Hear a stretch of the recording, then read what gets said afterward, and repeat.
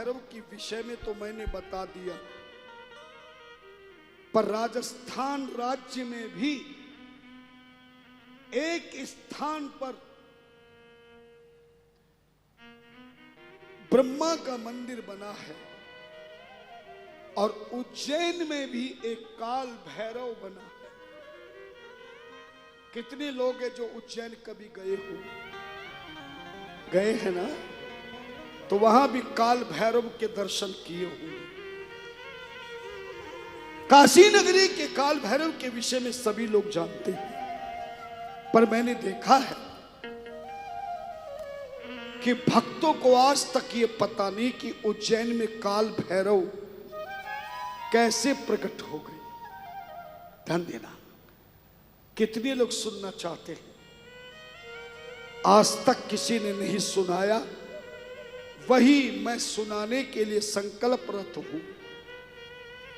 बहुत सुंदर कथा है काशी के काल भैरव की। हाथ जोड़कर सीधी कमर करके बैठे, क्योंकि इस काल भैरव के हाथों से ब्रह्म हत्या हुई थी और ब्रह्म हत्या इसके पीछे लग गई। भगवान शिव ने काशी नगरी का द्वारपाल जैसे बनाया, ब्रह्म हत्या से विचलित हो गए काल भैरव, शिव के चरणों में गए, बोले प्रभु इस ब्रह्म हत्या से कैसे मुक्ति मिलेगी? तब भगवान सदा शिव ने कहा, जब भी ब्रह्मा के द्वारा सृष्टि की रचना त्रिलोकी की पूरी हो जाए, ऐ काल भैरव तू काशी नगरी से इस कपाल को हाथ में लेकर त्रिलोकी में भिक्षावृत्ति करना।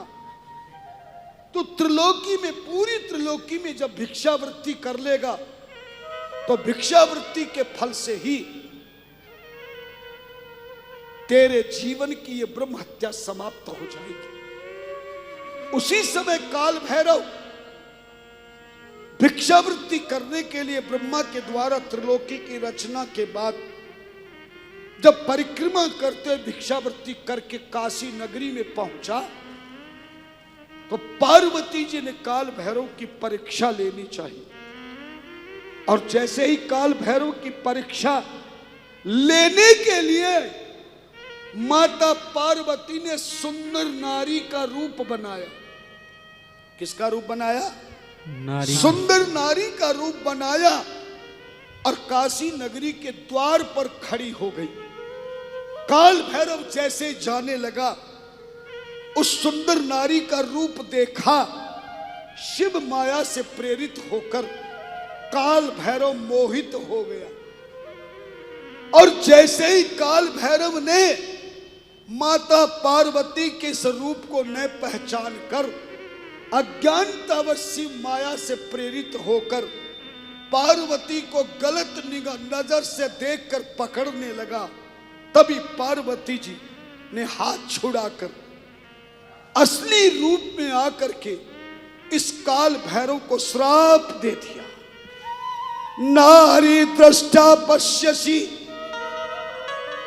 नारी दृष्टा पश्यसी त्वं यतो माम पुरुषाधम अतो भवधार्यामि मानुषत्वं च भैरव।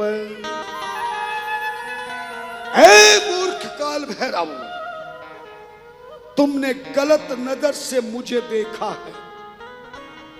जब मैं तुझे श्राप देती हूं, तू मृत्युलोक में जाकर के मनुष्य शरीर धारण करेगा, पर तेरा शरीर आधा पशु का होगा, आधा मनुष्य का होगा। कमर से ऊपर शरीर मनुष्य जैसा, कमर के नीचे पिशाच जैसा शरीर होगा। ऐसा श्राप सुनते ही काल भैरव माता पार्वती के चरणों में गिर गए, रोने लगा। मां मुझसे अपराध हो गया। माता ने दया करते हुए कहा, मेरे श्राप से तू बैताल जरूर बनेगा, पर ऐसी नगरी में तेरा जन्म होगा जहां का राजा परम धर्मात्मा होगा, मुझ शक्तियों का अनुयायी होगा, उस राजा की तू सेवा में लग जाना।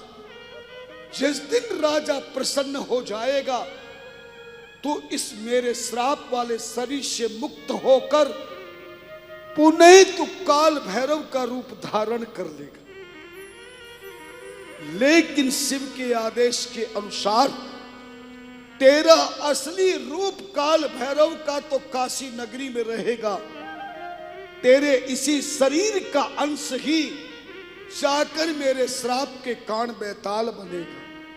ध्यान देना, आपने सुना होगा उसी पार्वती के कान उज्जैन नगरी मध्य प्रदेश में बैताल नाम का एक रूप बना और उसी नगरी के राजा विक्रमादित्य बने।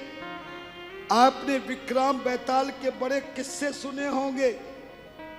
बैताल के रूप में इसी काल भैरव ने विक्रमादित्य की सेवा करी और विक्रमादित्य ने सारी शक्तियों को अपने बस में किया। आज भी जाकर देखना, हमारी वहां 3 कथाएं हो चुकी हैं। 2002 के कुंभ में, 16 के कुंभ में, 2004 के कुंभ में और 16 के कुंभ में, और एक कथा उसी के पास शाहपुरा पड़ता वहां होगी। धन्यना विक्रम की सेवा में बैताल रूप में काल भैरव लगे और एक दिन राजा विक्रमादित्य प्रसन्न हो गए। तभी वो बैताल अपने रूप से मुक्ति को प्राप्त किया और असली काल भैरव के रूप में प्रकट हो गए। राजा विक्रमादित्य से आदेश मांगा, आपने मुझे माता पार्वती के दिए श्राप से मुक्ति दी है, अब आप आदेश कीजिए कि आपकी सेवा में कैसे कर सकूं। तब राजा विक्रमादित्य ने आदेश दिया, मेरी उज्जैन नगरी में ही आप रह करके काशी नगरी में तो आपका असली रूप वहां द्वारपाल बन के वहां सेवा में रत है, द्वारपाल बना है। आप उन्हीं के अंश हैं। आप मेरी उज्जैन नगरी के द्वारपाल बनकर इस नगरी की रक्षा करो। ध्यान देना, उसी काल भैरव ने काशी नगरी में भी द्वारपाल बन के रहने का निश्चय किया और उज्जैन नगरी में भी रहने का निश्चय किया। आप में से कितने लोग हैं जो उज्जैन में काल भैरव के दर्शन किए हैं? आप तो उज्जैन के ही शायद। मैंने खुद देखा वहां वो मदिरा पान करते हैं। ध्यान देना, इस तरह से काल भैरव प्रकट हुए